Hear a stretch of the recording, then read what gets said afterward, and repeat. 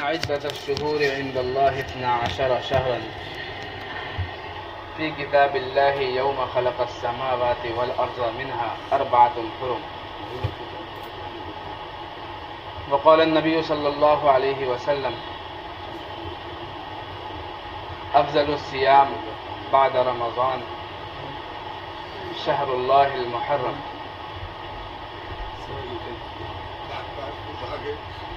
بزرگان محترم اور عزیز بھائیوں اور دوستوں،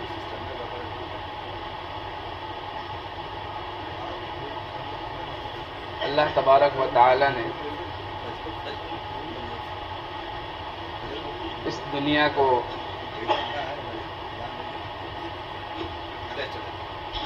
اپنی بے پناہ حکمت اور مصلحت کے تحت بنایا ہے، اور اس دنیا کے نظام کو بلا شریک وہ چلا رہا ہے.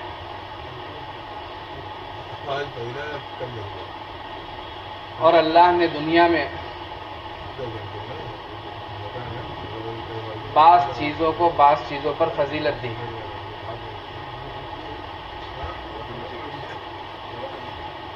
کسی انسان کو کسی انسان پر فضیلت ہے، اسی طرح کسی جگہ کو دوسری جگہوں کے مقابلے میں فضیلت حاصل ہے. ایسے ہی کسی زمانے کو کسی وقت کو دوسرے اوقات کے مقابلے میں فضیلت اور برتری حاصل ہے.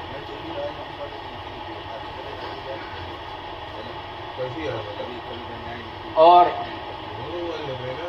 اس کے لیے اللہ نے کوئی معیار نہیں بنایا ہے، بلکہ یہ اللہ کا نظام ہے، اور وہ جو چاہتا ہے کرتا ہے. ذالک فضل اللہ یؤتیہ من یشاء، یہ اللہ کا فضل ہے، جس کو چاہتا ہے عطا کرتا ہے. اسی طرح ماہ محرم جو ہے، اس کی فضیلت دوسرے مہینوں پر جو ہے وہ ممتاز ہے اور ظاہر ہے. اسلامی سال کا پہلا مہینہ ماہ محرم ہے، اور اللہ تبارک و تعالی کے نزدیک مہینوں کی جو تعداد ہے وہ آسمان اور زمین کی تخلیق سے 12 مہینے، جس کو اللہ تعالیٰ نے قرآن پاک میں فرمایا ان عدت الشہور عند اللہ 12 شہرا. یہ مہینوں کی تعداد جو ہے وہ اللہ کے نزدیک 12 ہے. اور وہ کس دن سے ہے؟ یوم خلق السماوات والارض منہا، جس دن سے اللہ نے آسمانوں اور زمین کو پیدا کیا. اور اس کے بعد آگے اللہ تبارک و تعالیٰ نے فرمایا کہ منہا 4 حرم، ان 12 مہینوں میں 4 مہینے جو ہیں وہ حرمت والے ہیں. حرمت والے ہونے کا مطلب یہ ہے کہ یہ احترام والے مہینے ہیں، بابرکت مہینے ہیں. اسی لیے ہم دیکھیں گے کہ یہ جو 4 مہینے ہیں، 3 مہینے تو لگاتار ہیں، ذوالقعدہ، ذوالحجہ اور محرم الحرام، اور چوتھا مہینہ ہے رجب. یہ 4 مہینے اللہ تبارک و تعالی نے شروع سے، یعنی جب سے کائنات بنی ہے تب سے اللہ نے ان کو مقدس بنایا، محترم بنایا.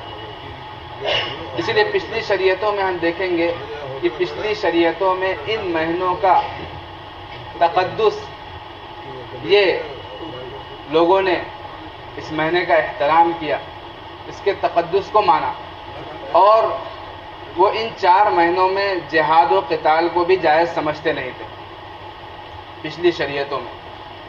لیکن نبی پاک صلی اللہ علیہ وسلم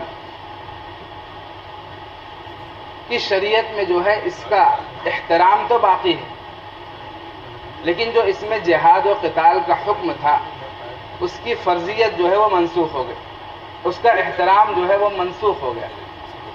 یعنی نبی صلی اللہ علیہ وسلم کی شریعت میں، اسلام میں ان مہینوں میں جہاد و قتال کیا جا سکتا ہے، لیکن اس کا احترام اب بھی باقی ہے، اس کا تقدس اب بھی باقی ہے۔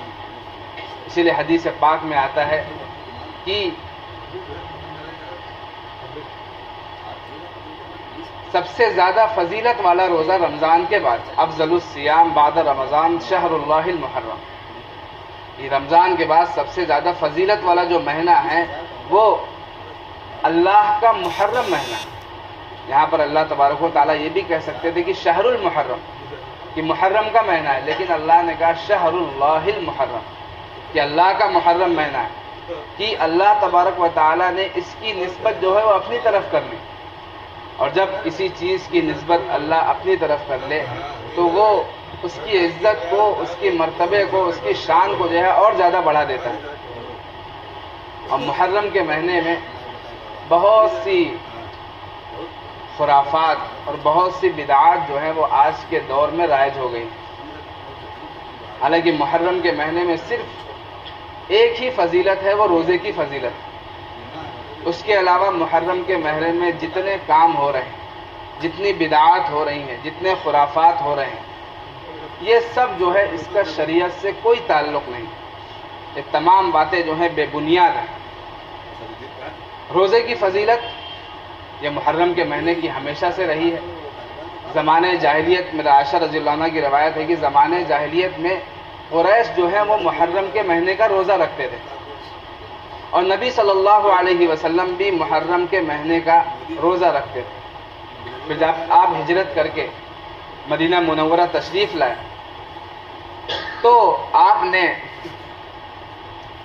وہاں کے جو یہود تھے ان سے پوچھا کہ بھائی تم لوگ کیوں اس مہینے کا اتنا احترام کرتے ہو اور عاشورہ کے دن بطور خاص تم روزہ رکھتے ہو؟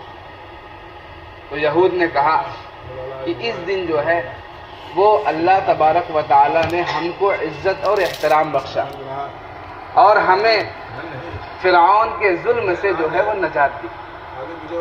موسیٰ علیہ السلام کا مشہور واقعہ کہ موسیٰ علیہ السلام جب دریا کے پاس پہنچے تو موسیٰ علیہ السلام کے لیے اللہ نے دریا کو راستہ بنا دیا، اور موسیٰ علیہ السلام اپنی قوم بنی اسرائیل کو لے کر پار ہو گئے۔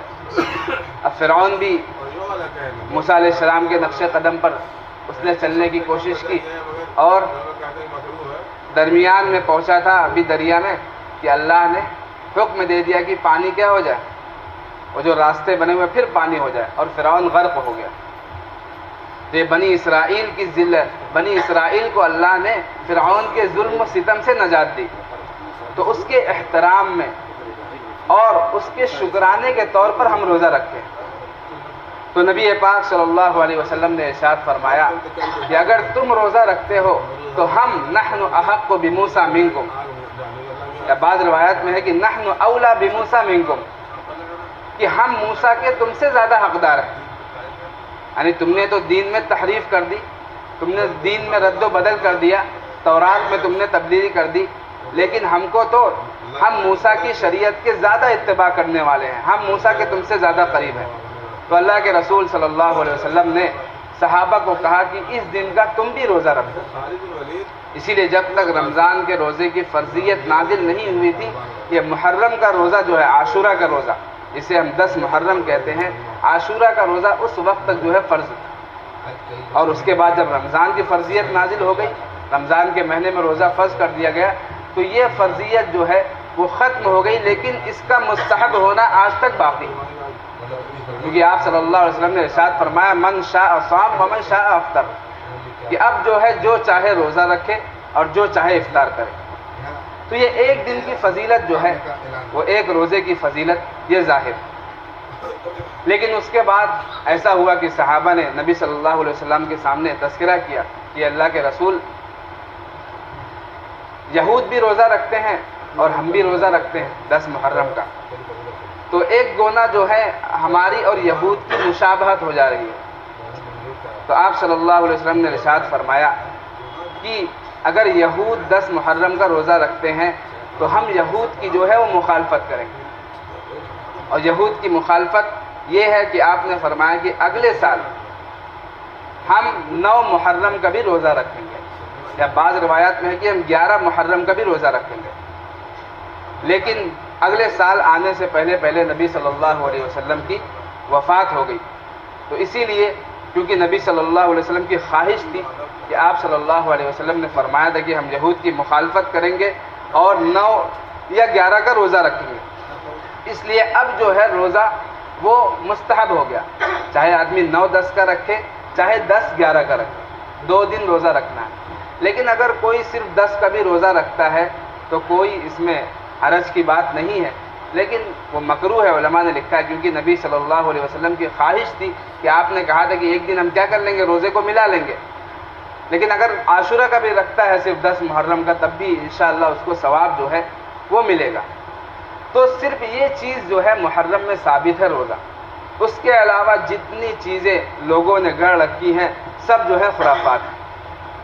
اور ایک بات یہ بھی سمجھ لینی چاہیے کہ بہت سے لوگوں کی طرف سے یہ بات کہی جاتی ہے کہ محرم کی جو فضیلت ہے وہ اس وجہ سے ہے کہ اللہ تبارک و تعالی نے اس دن حضرت حسین رضی اللہ عنہ کو شہادت کا مرتبہ عطا فرمایا. حالانکہ یہ بات جو ہے یہ بات غلط ہے، یہ بات بے بنیاد ہے. کیونکہ حضرت حسین رضی اللہ عنہ شہید ہوئے ہیں کب؟ نبی صلی اللہ علیہ وسلم کی وفات کے 50 سال بعد سن 61 ہجری میں حضرت حسین کی شہادت ہوئی، اور دین اسلام کی تکمیل جو ہے نبی کے زمانے میں ہو چکی ہے. الیوم اکملت لکم دینکم، میں نے آج تمہارے لیے تمہارے دین کو کیا کر دیا، میں نے تمہارے دین کو کامل کر دیا. اب 50 سال بعد حضرت حسین کی شہادت ہو رہی ہے. تو اسی لیے قرآن پاک کی ابھی آیت بھی تلاوت کی، اس کی بھی وضاحت ہوئی کہ یہ مہینہ جو ہے یہ حضرت حسین کی شہادت سے مقدس اور محترم نہیں ہے، بلکہ حضرت حسین رضی اللہ عنہ کا 10 محرم کی تاریخ کو شہید ہونا یہ ان کی مزید فضیلت کی دلیل ہے کہ اللہ نے ان کی شہادت کے لیے کس دن کو منتخب کیا. وہ 10 محرم جو ہمیشہ سے فضیلت والا ہوتا چلا آ رہا ہے، زمین و آسمان کی تخلیق سے، کائنات کی تخلیق سے جو 10 محرم فضیلت والا ہے، اللہ تبارک و تعالی نے اسی دن کس کو چنا، حضرت حسین کی شہادت کے لیے چنا. تو یہ ہے، یہ لوگ بہت سے لوگ اس کو غلط طریقے سے بیان کرتے ہیں، اور 10 محرم کو اور بہت سی باتیں نقل کی جاتی ہیں کہ 10 محرم کو حضرت آدم علیہ السلام جو ہے جنت سے نکالے گئے، 10 محرم کو حضرت آدم علیہ السلام کی توبہ قبول ہوئی.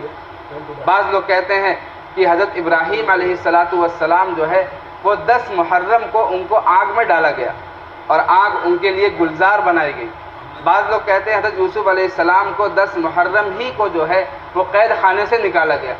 تو یہ سب روایت اور بھی بہت سی باتیں ہیں جو ہم سنتے ہیں، یہ سب روایت جو ہیں یہ کوئی مستند روایات میں ان کی کوئی بھی دلیل موجود نہیں، کوئی بات مستند روایات میں نہیں ہے. صرف ایک بات جو ہے جو روایت سے ثابت ہے جس کو بھی میں نے بیان کیا کہ 10 محرم کو اللہ تبارک و تعالیٰ نے بنی اسرائیل کو، موسیٰ علیہ السلام کو فرعون سے نجات دی، اور اس کے شکرانے کے طور پر یہود اور موسیٰ علیہ السلام نے جو ہے وہ روزہ رکھا. تو یہ ہے محرم، اور اس میں جو خرافات ہو رہی ہیں، اس کے علاوہ جو بدعات ہو رہی ہیں، اس کا دین اسلام سے کوئی بھی تعلق نہیں. اور ایک اور بات، ایک ضعیف روایت جو بہت زیادہ اس پر عمل کیا جاتا ہے، وہ روایت کی 10 محرم کو گھر والوں پر جو ہے وسعت کرنی چاہیے. گھر والوں کے لیے اس دن کشادگی کا معاملہ کرنا چاہیے ان کے کھانے پینے میں، یعنی جو روزانہ جیسا کھلاتے ہیں اس سے بہتر 10 محرم کو کھلائے. تو یہ بھی جو ہے بات ہے، لیکن یہ بات ضعیف روایت میں آئی، اس کی بھی کوئی قوی روایت نہیں. اور لیکن علماء نے لکھا ہے، محدثین نے لکھا ہے، سفیان کا قول ہے، وہ فرماتے ہیں کہ میں نے 10 محرم کو جو ہے وہ گھر والوں پر وسعت کی، اور میں نے اس کو جو ہے مجرب پایا. یعنی میں نے یہ دیکھا کہ 10 محرم کو اگر گھر والوں پر وسعت کی جاتی ہے تو اللہ جو ہے سارا سال جو ہے رزق میں وسعت کا معاملہ کرتے ہیں. تو اس میں جو ہے تھوڑی سی علماء نے کہا ہے کہ اگر اللہ نے استعداد دی ہے تو وہ شخص جو ہے جس کو استعداد دی ہے، جس کو طاقت دی ہے، جس کو مال دیا، وہ اپنے گھر والوں پر وسعت کرے.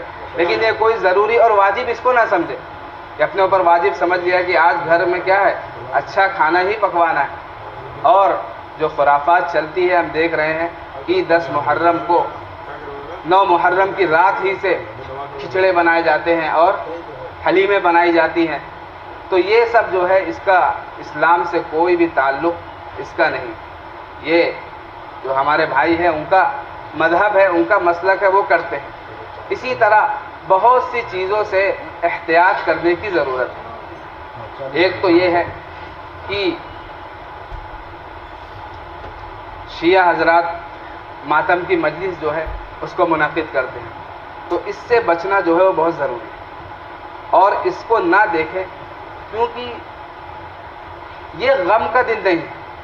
اگر دیکھا جائے 10 محرم غم کا دن نہیں، بلکہ یہ تو خوشی کا دن ہے. شہادت، کسی کے شہید ہونا، یہ اس کے لیے خوشی کی بات ہے، مسرت کی بات ہے، سعادت کی بات ہے. نہ کہ اس دن آدمی غم کرے، نوحہ کرے اور سینہ کوبی کرے، نہ کہ یہ کہ اپنے سینے کو کیا کرے، اپنے سینے کو زخمی کرے. اس کی جو ہے وہ اسلام اجازت نہیں دیتا، بلکہ اسلام تو یہ کہتا ہے کہ یا ایھا الذین آمنوا استعینوا بالصبر والصلاۃ، اے ایمان والو تم صبر کرو. اسلام تو صبر کی تلقین کرتا ہے، اور یہاں پر کس کا مظاہرہ ہو رہا ہے؟ بے صبری کا مظاہرہ ہو رہا ہے. ہم دیکھتے ہیں کہ روڈوں پر کیا ہے، ماتم لوگ کر رہے ہیں اور سینہ کوبی کر رہے ہیں، اپنے آپ کو زخمی کر رہے ہیں. یہ جو ہے بالکل بے بنیاد بات ہے، اور اس کو دیکھنے سے بھی علماء نے کہا ہے کہ اس کو دیکھنے سے بھی پرہیز کیا جائے، کیونکہ اس سے جو ہے دل میں کمزوری پیدا ہوتی ہے، بزدلی پیدا ہوتی ہے، اور اسلام بزدلی کی تعلیم نہیں دیتا. اسلام جو ہے وہ قوی مذہب ہے، اور اسلام یہ دیکھنا چاہتا ہے کہ مسلمان جو ہے وہ جرأت مند ہو. حضرت حسین رضی اللہ عنہ نے شہادت دی. حضرت حسین کا واقعہ، خیر ابھی وقت نہیں ہے کہ میں ان کا واقعہ بیان کروں، لیکن حضرت حسین رضی اللہ عنہ نے شہادت دی کربلا کے میدان میں. یہ کس لیے شہادت دی؟ یہ اس لیے شہادت ہے کہ حضرت حسین رضی اللہ عنہ حق پر ڈٹے رہے، خلافت کے مسئلے میں حق پر ڈٹے رہے، اور انہوں نے اپنے آپ کو مستحق خلافت سمجھا اور حق کو نہیں چھوڑا. اور بہادری کے ساتھ حضرت حسین نے شہادت دے دی کربلا کے میدان میں، کہ حضرت حسین کو جب یزید یہ ابن زیاد کے لشکر نے جب روک لیا کربلا میں اور کہا کہ ہم تم کو جانے نہیں دیں گے، تو حضرت حسین نے کہا کہ میں تمہارے سامنے 3 شرطیں رکھتا ہوں. ایک تو یہ کہ مجھے مکہ جانے دیا جائے، کہ میں مکہ اپنے وطن لوٹ جاؤں. دوسری شرط یہ ہے کہ مجھ کو یزید کے پاس جانے دیا جائے، میں خلافت کے معاملے میں اس سے بات کروں گا. اور تیسری شرط یہ رکھی کہ